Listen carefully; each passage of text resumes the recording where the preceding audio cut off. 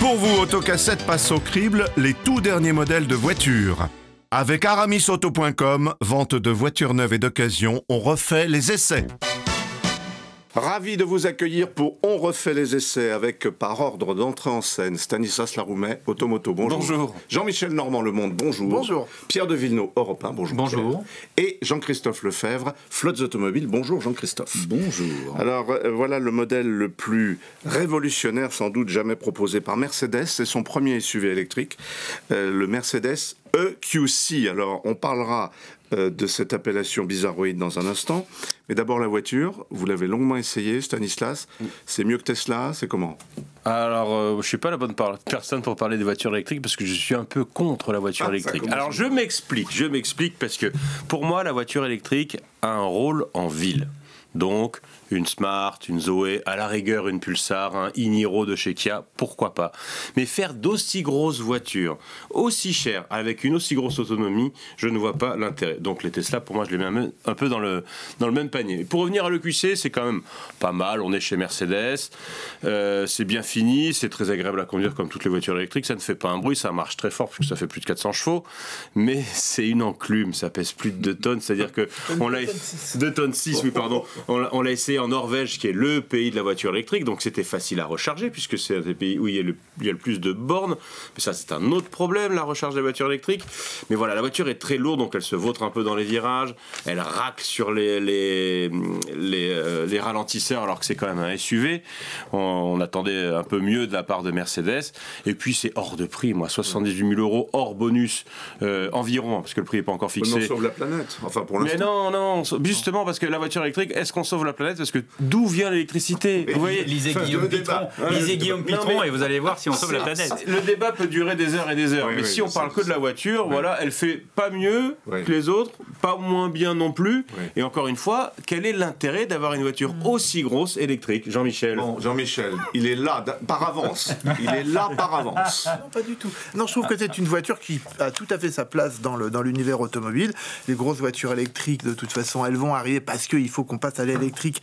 Et c'est comme ça, sinon on roulerait tous en diesel dès qu'on fait plus de 150 km, ce qui n'est heureusement pas le cas. Moi, ce que je lui reproche, c'est qu'elle est excessivement conservatrice. Et pour moi, une voiture électrique, et c'est peut-être cette impression-là qui génère ton point de vue, on a l'impression, et même plus que l'impression, que c'est une voiture électrifiée et non pas une voiture électrique. C'est le cas. Et c'est un GLC dans lequel on a mis une grosse batterie. On n'a pas l'impression que Mercedes ait une joie profonde à faire cette voiture. Donc, ils se sont pris la tête sur le nom, mais pour le reste, ils se sont pas vraiment pris la tête. Ouais, Pierre de Villeneuve, vous avez roulé avec J'ai pas roulé avec, mais vous savez, pour moi, c'est gros, c'est des coups d'essai.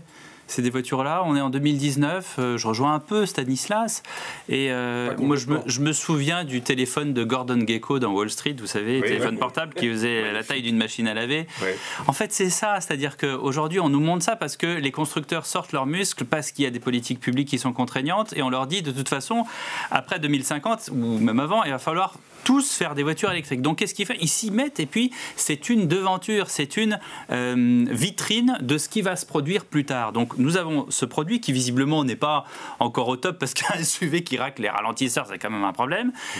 C'est une manière de dire, voilà, on sait faire et on saura faire pour plus tard. En attendant, c'est au mieux un bebop alors qu'on est à l'ère des smartphones. Oui. Jean-Christophe, ça va, les entreprises vont se précipiter sur cette voiture pour le très haut de gamme, hein, dans l'entreprise. Bien sûr, c'est le passage obligé parce que c'est zéro émission et on va partout avec.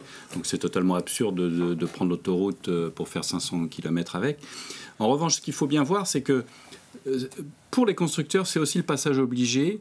Moi, j'ai essayé, probablement vous aussi, ce GLC finalement. C'est une pièce de GLC, c'est à peu près la même chose. Oui, c'est la même chose avec pile à combustible, où on enlève 500 kg. C'est-à-dire qu'au lieu d'avoir une grosse batterie qui pèse 500-600 kg, je crois, on a une pile à combustible, donc on a 3 réservoirs d'hydrogène qui permettent de produire l'électricité à bord, même si on conserve une petite batterie pour recharger le cas échéant. Et c'est ça la vraie étape. Donc ça, c'est intermédiaire, c'est parce qu'il faut réduire à 95 grammes de CO2 très rapidement. Donc, moi, j'aime pas cette voiture, elle a rien d'agréable à conduire, c'est une enclume, tu as raison, c'est un vrai fer à repasser. En revanche, la même avec une pile à combustible, c'est plutôt sympathique, même si c'est pas non plus génial. On a vraiment 400 km d'autonomie, vraiment. Alors nous, on a laissé en Norvège. En Norvège, en fait, Mercedes, voilà, on roule pas. C'est que les autoroutes sont limitées à 80 km/h et les Norvégiens respectent. Donc il n'y a pas d'embouteillage, enfin, c'est fluide. La promesse est tenue en termes d'autonomie, voilà. À moins d'avoir le pied très très lourd, la promesse elle est tenue. Ce qui est un peu embêtant pour cette voiture, et pour d'autres d'ailleurs, c'est que le marché allemand auquel elle se destine, non pas majoritairement, mais notablement, le marché allemand de la voiture électrique ne décolle pas. Et les Allemands, quand ils ont 80 000 € à mettre dans une voiture, la voiture électrique n'est pas encore leur tasse de thé. Par contre, ils ont des pompes des bornes à hydrogène, oui, sûr, malgré ça, de prendre feu et ça rejoint ce que vous disiez. Oui, moi je crois tout à fait dans l'électrique via la pile à combustible. Le problème, c'est que il y a un réseau de distribution. Le coût de l'hydrogène est tel qu'on n'y est pas encore. En Allemagne, ils y sont, et en Chine, ça commence. Et chez nous, on a quand même des politiques publiques qui commencent par un losange et qui nous disent, non, nous on va faire du tout électrique. Donc évidemment, c'est plus compliqué. Fabriqué en Allemagne, dit Mercedes. Assemblée. On nous a menti, d'accord. Enfin, par omission. À terme, il y a un projet de la batterie électrique, ça c'est encore un autre sujet, on en a aussi pour 2 heures. Donc la voiture électrique, c'est un énorme sujet, on est tous d'accord, et puis la recharge, enfin... Nous, alors, c'était génial, il y avait ces systèmes de recharge Ionity. Ionity, c'est une grosse société... c'est dédié à Mercedes? Ionity, c'est Mercedes, Volkswagen, BMW, Audi, Porsche et Ford. Et donc, ce sont des recharges rapides. Ford est américain pour moi, mais culturellement un peu allemand. Et donc recharge rapide? Alors, recharge rapide, parce que c'était drôle, parce qu'on a fait, nous, une vidéo sur le système de recharge. Mais ça ne marchait pas, parce que ça ne marchait pas. Et TF1, qui était juste à côté de nous, l'ont fait, parce qu'il y avait les ingénieurs Mercedes qui ont réparé la borne en même temps qu'on tournait. Et en effet, en 45 minutes, il a récupéré 80% de sa batterie. Donc ça, c'est pas mal, ça, c'est vraiment bien. Mais le réseau est pratiquement inexistant en France et en Europe. Des stations de recharge comme celle-là, du réseau Ionity, aujourd'hui, il y en a 40 en France. À terme, oui, il y en aura 80 sur les grands axes autoroutiers, donc c'est pas... En plus, on peut se recharger ailleurs aussi. C'est vrai que c'est relativement efficace, mais c'est vrai qu'il n'y en a pas encore assez, c'est sûr. À la Audi e-tron, qui est à peu près le même concept, non? Alors oui, mais moi j'ai pas essayé l'e-tron, il paraît que c'est pas mal. C'est 2 jumelles? Complètement. Oui, mais l'e-tron, comme la Jaguar I-Pace, elle a vraiment été développée pour être électrique. Alors que ça, c'est une adaptation d'un GLC. On va conclure avec... Mais c'est quelques pourcents du marché. Oui, bien sûr, c'est même pas de la niche. Il faut pas non plus... C'est pour montrer, qu'on sait faire. Et en entreprise, c'est pareil, parce que de toute façon, là, le coût de revient kilométrique est abominable.